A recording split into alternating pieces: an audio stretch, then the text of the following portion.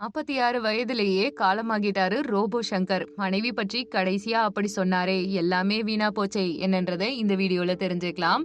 தனது தனித்துவமான நகைச்சுவை திறமையினால, துடிப்பான உடல் மொழினால தமிழ் திரையுலக ரசிகர்கள் மனதில் இடம் பிடிச்சவர் தான் நடிகர் ரோபோ சங்கர். அவருடைய திடீர் மறைவு ஒட்டுமொத்த திரையுலகினருக்குமே ரசிகர்களுக்குமே பெரும் சோகத்தை ஏற்படுத்தியிருக்கு.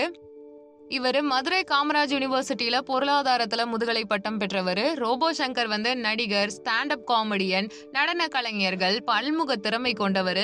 அது மட்டும் இல்லாம விஜய் டிவில ஒளிபரப்பான கலக்க போவது யாரு அப்படின்ற நிகழ்ச்சியில அவருக்கு பெரிய அடையாளத்தை கொடுத்திருக்கு. அந்த நிகழ்ச்சியில அவரு ரோபோ கெட்டப் போட்டாலே ரோபோ சங்கர் அப்படின்னு பேர் வாங்கினாரு. தர்ம சக்கரம், படையப்பா மாதிரி படங்கள்ல இவர் நடிச்சிருந்தாலும் இவர் பெருசா வெளியில தெரியவே இல்ல. தனுஷுடைய மாரி படம் இவருக்குன்னு ஒரு பெரிய திருப்பு முனையா அமைஞ்சது.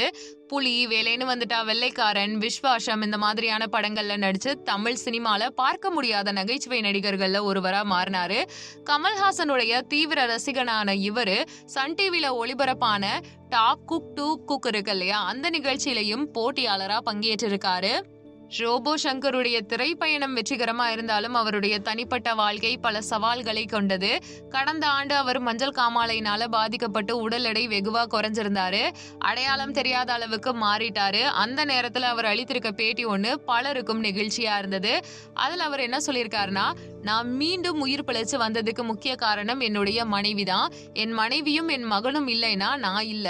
என்ன ஒரு குழந்தை மாதிரி பாத்துக்கிட்டாங்க அப்படின்னு உருக்கமா பேசியிருக்காரு. நான் இறந்துட்டேன் அப்படின்ற செய்தி வந்த போது என்னுடைய மனைவி எல்லாம் நன்மைக்கே அப்படின்னு சொல்லிட்டு இருந்தாங்க. அது மட்டும் இல்லாம நான் இல்லாம எங்களுடைய குடும்பத்தினர் எப்படி இருப்பாங்கன்ற ஒரு வலியை நான் உணர்ந்துட்டேன் அப்படின்லாம் பேசியிருப்பாரு.